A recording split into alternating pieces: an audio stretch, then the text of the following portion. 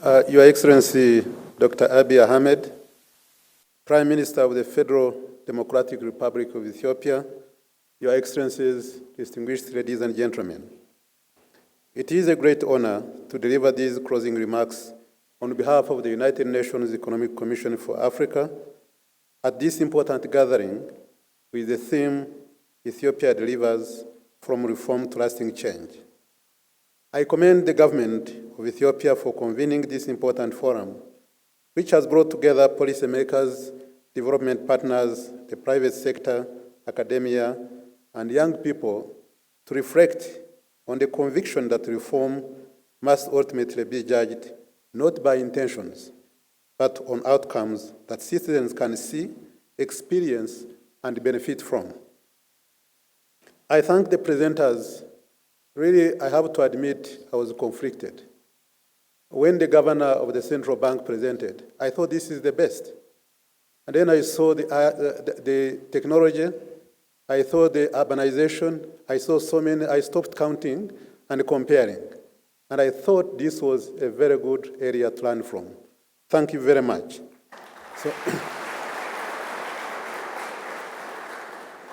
So after those presentations, I was wondering what I should say that's different from what had been presented with updated numbers that we all saw. But Excellencies, we meet at a time when the global environment is becoming increasingly uncertain. Geopolitical tensions, climate shocks, supply chain disruptions, debt vulnerabilities, and tightening fiscal conditions continue to test the resilience of economies across the world. Across Africa, many countries are asking how to sustain growth, create jobs, and build resilience in the midst of the mounting global pressures. Against this backdrop, Ethiopia's experience offers important lessons. What stands out is not that Ethiopia has faced challenges. Every nation faces challenges. What stands out is the determination to respond with decisive reforms, long-term vision, and a commitment to implementation. Indeed, Ethiopia's story over recent years demonstrates that true transformation, beyond policy intentions, manifests into something that can be measured, observed, and experienced. I'll give only a few examples to illustrate that. And the first example is the climate action. Through the Green Legacy Initiative, which you all know, Ethiopia has mobilized millions of citizens to plant more than 40 billion tree seedlings, making it one of the largest reforestation efforts anywhere in the world. Beyond restoring degraded landscapes, this initiative has demonstrated how environmental stewardship can become a national movement that unites citizens behind a shared vision of sustainable development. Equally significant is Ethiopia's energy transformation. And as mentioned, the Grand Ethiopian Renaissance Dam is today one of Africa's most ambitious energy infrastructure projects. Today, with the country's renewable energy investments in wind, solar, and geothermal energy, it is strengthening energy security, expanding access to electricity, and reinforcing Ethiopia's role as a regional supplier of clean energy. Ethiopia is already exporting clean electricity to neighboring countries such as Kenya and Djibouti, demonstrating how strategic investments in clean energy can generate benefits beyond national borders. Looking ahead, the growing interconnection of regional power pools will enable Ethiopian hydropower to reach markets far beyond Eastern Africa, linking East and Southern Africa through a shared clean energy future, thereby contributing to the continental vision of integrated regional and continental electricity markets. At a time when the world is searching for pathways to a green transition, Ethiopia is showing in practice that Africa can be part of the solution. This transformation is also evident in the transport sector. While much of the world continues to debate the transition to cleaner transportation, Ethiopia is already implementing it.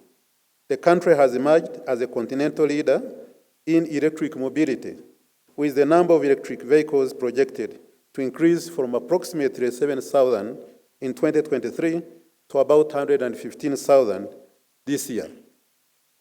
The launch of the National E-Mobility Strategy in May last month, in partnership with ECA, demonstrates the commitment of Ethiopia to further accelerate that progress. Ethiopia's bold policy decisions in support of electric mobility, backed by an equally bold implementation, signal a clear commitment to a low-carbon future while reducing dependence on imported fossil fuels. A further illustration of Ethiopia's transformation can be found in the skies above us. Over the years, Ethiopia has invested strategically in the aviation through fleet modernization, expanded infrastructure, and enhanced connectivity. The result is an airline that today ranks among the world's leading carriers by destinations served and stands as Africa's largest airline by passenger traffic. Most remarkably, Ethiopian Airlines demonstrated extraordinary resilience during the COVID-19 pandemic, adapting its operations and expanding cargo services at a time when many global carriers faced unprecedented disruptions. Beyond strengthening Ethiopia's economy, this achievement has helped connect Africa more effectively to global markets, supporting trade, tourism, investment, and economic integration. Equally important, Ethiopia's world-class aviation training ecosystem is nurturing the next generation of pilots, engineers, technicians, and aviation professionals. Large-scale investment in Ethiopia's planned new airport at Bishoftu will further solidify the footprints of Ethiopia's aviation industry on national and continental transformation. The agriculture sector, as mentioned, offers another compelling example, and I'll just take one case. Not long time ago, Ethiopia was one of Africa's largest wheat importers. Today, through expanded irrigation, improved seed systems, and targeted support to farmers, the country has achieved wheat self-sufficiency and began exporting wheat to the neighboring countries. This achievement demonstrates how strategic investments in agriculture can strengthen food security, conserve foreign exchange, and create opportunities for rural communities. Excellencies, the gains are equally visible in tourism. In just 9 months, Ethiopia welcomed more than 1.2 million international visitors and generated over $2 billion in tourism revenue. Investments in heritage restoration, destination development, urban renewal, and hospitality infrastructure are helping position Ethiopia as one of Africa's most attractive tourist destinations. Projects such as the restoration of historic sites and the transformation of urban spaces are demonstrating how culture, history, and tourism can become powerful engines of economic growth. Recent investments in industrial parks, digital reforms, and logistics infrastructure are also helping position Ethiopia as a competitive manufacturing and investment destination, strengthening its integration into regional and global value chains. And I think the senior advisor in the Ministry of Finance well elaborated and unpacked what is happening in Addis Ababa and in all other urban centers. Thank you very much for that. Beyond these sectoral achievements, the broader economic picture is equally noteworthy. Despite a challenging and uncertain global environment, Ethiopia's economic growth has consistently ranked among the strongest on the continent in recent years, even as it advances ambitious macroeconomic reforms. And currently, for this year, it's projected that on the African continent, it's going to become #1. We'll be waiting to see the figures. Efforts to address foreign exchange constraints, improve fiscal management, and advance debt restructuring are helping create a stronger foundation for long-term growth, macroeconomic stability, and investor confidence. Ethiopia is also taking important steps to deepen its financial sector and mobilize long-term domestic capital for development. And when the governor of the central bank was presenting, I would tell him that as a former governor of the central bank and someone who participated in the Basel III reform, I would say that many people would be jealous by looking at the capital adequacy ratio of 19% and the liquidity ratio of 30%. This is very rare for any country. Thank you. With the support of the Economic Commission for Africa and other partners, the country is advancing reforms to broaden institutional investor participation, develop innovative instruments such as gender bonds, expand financing opportunities for small and medium-sized enterprises, and prepare a 10-year capital markets master plan that will help shape the future trajectory of Ethiopia's capital market. Collectively, these achievements tell a compelling story. They demonstrate that transformation is not a result of a single policy, a single project, or a single reform. It is a cumulative outcome of sustained leadership, strategic investments, and a determination to implement at scale. The growing recognition of Ethiopia's transformation is perhaps best illustrated by the fact that the country has been selected to host the COP32 in Addis Ababa in 2027. This is a landmark achievement, not only for Ethiopia, but for Africa. Hosting the world's premier climate conference speaks to Ethiopia's climate leadership and sends a powerful signal that Africa is increasingly shaping global solutions rather than merely responding to global challenges. As Ethiopia prepares for COP32, the opportunity extends beyond hosting a successful conference. It is an opportunity to build a lasting legacy of green industrialization, climate resilience, and sustainable growth. Looking ahead, Excellencies, 3 priorities will be particularly important. First, Ethiopia should continue safeguarding macroeconomic stability beyond sustainable transformation, because sustainable transformation requires a strong and predictable economic foundation. And when I talk about macroeconomic stability, I focus on 4 different areas. On the fiscal side, especially the debt and deficit, the real sector, which we normally call productive sector, with all the areas that are supporting economy to grow, the balance of payments, and the monetary sector. And once you have a solid foundation, then you know that you can build growth out of that foundation.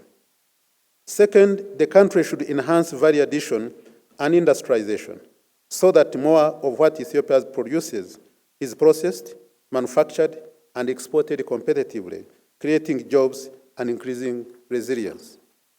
And third, Ethiopia must leverage its leadership in renewable energy, climate action, and innovation to position itself as a continental hub for green industrialization and sustainable development. Excellencies, as Ethiopia advances from reform to lasting change, let me assure you that it will not walk this journey alone. The United Nations Economic Commission for Africa remains committed to continue supporting Ethiopia through policy advice, analytical expertise, strategic partnerships, and convening power. Ethiopia's success matters beyond its borders.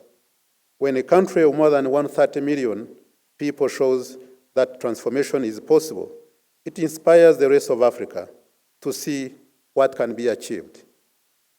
And on this note, let me just tell you my personal perspective and the issue I've been having at the ECA, where we host so many conferences, with many visitors, some of them that have lived here, and they were asking so many questions which are very difficult.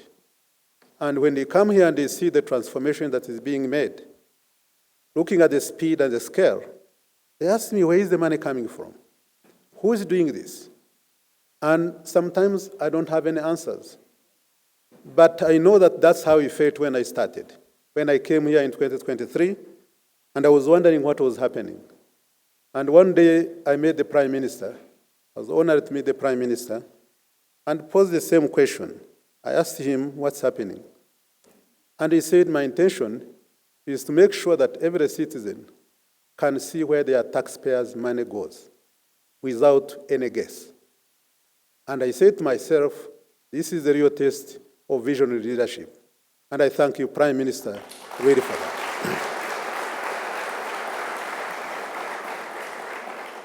So as I close, Excellencies, I would like to say that whether we see it or not, this country, this great country, Ethiopia, it is in the move to sustainable development.